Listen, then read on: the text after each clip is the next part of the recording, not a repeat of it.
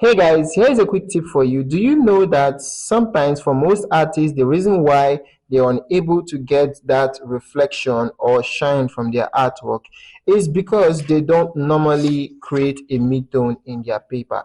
So now this is what you do. Whenever you want to create any artwork, always try to get your paper a little bit darker than the actual brightness of the paper. That is going to give you the ability to easily create sharp highlights.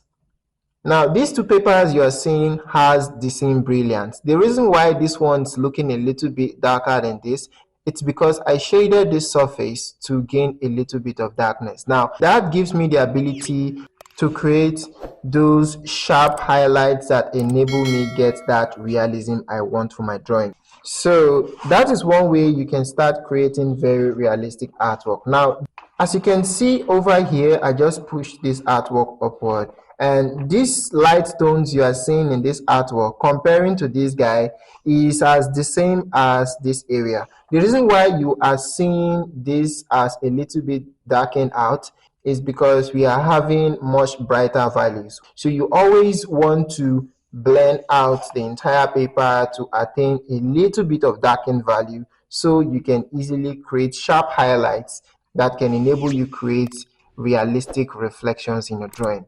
Till I see you next time, I'm Blinks and this is Blinks Art. Keep creating.